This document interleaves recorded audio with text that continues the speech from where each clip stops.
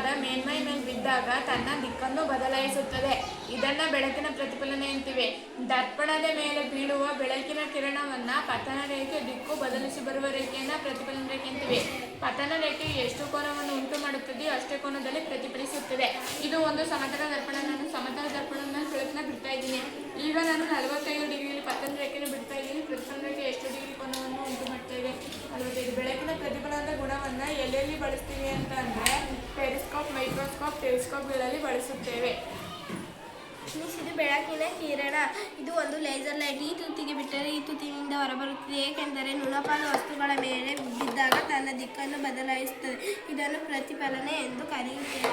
ಇಲ್ಲಿ ಕನ್ನಡಿ ಫಿಕ್ಸ್ ಮಾಡಿದ್ದೀವಿ, ಅದಕ್ಕೆ ಅದು ನುಣುಪಾಗಿದೆ, ಅದಕ್ಕೆ ತನ್ನ ದಿಕ್ಕನ್ನು ಬದಲಾಯಿಸುತ್ತದೆ. ಕ್ಯಾಂಡಲ್ಸ್ಟೇ ಈಗ ನೋಡ್ತಾನೆ ಕಾಣಿಸ್ತಿ ಪೈಪ್ ತಗೊಂಡು ನೋಡ್ತಾನೆ. ಇದು ಕಾಣಿಸ್ತಿರೋದು ಬೆಂಡೆ ಅದಕ್ಕೆ ಬೆಳಕು ಕಿರಣ ಸಾಲ